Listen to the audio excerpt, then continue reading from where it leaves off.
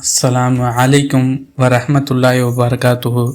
இந்த வீடியோவில் நாம் ஸலவாத்து திப்புல் குலூப் ஸலவாத்தின் பலன்களை பற்றி பார்ப்போம். நோய் ஆபத்து அணுகாதிருக்க இதனை வழக்கமாக ஓதியவரின் நோய் ஆபத்து முதலியவை அணுகாது.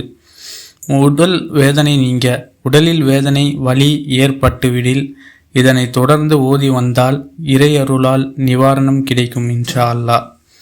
கண்ணொளி பெற பார்வை குறைந்தவர்கள் அல்லது பார்வையை இழந்தவர்கள் இதனை காலையில் 100 தடவையும் மாலையில் 100 தடவையும் வழக்கமாக ஓதிவரின் அவர்கள் கண்ணொளி எய்தப் பெறுவார்.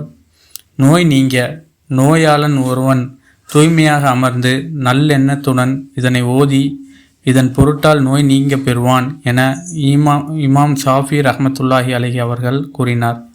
இதனை நோயுற்றவர் மீது ஓதி ஊதவும் தண்ணீரில் ஓதி ஊதி குடிக்கவும் கொடுப்பின் அவர்கள் விரைவில் நலம் பெறுவார். அந்த ஸலவாத்: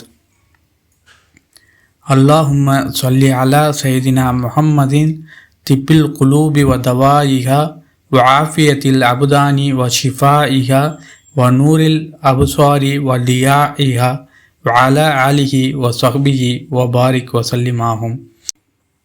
மேலும் இந்த ஸலவாத் ஒரு அருமையான ஸலவாத் ஆகும்.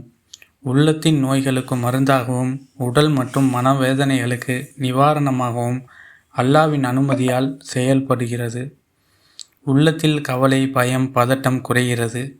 உடல் நோய்களில் நிம்மதி கிடைக்கிறது. மன அமைதி மற்றும் சாந்தி பெருகுகிறது. கண்களுக்கு நூறும் வாழ்க்கைக்கு ஒளியும் கிடைக்கிறது. துவாக்கள் ஏற்றுக்கொள்ளப்படுகிறது.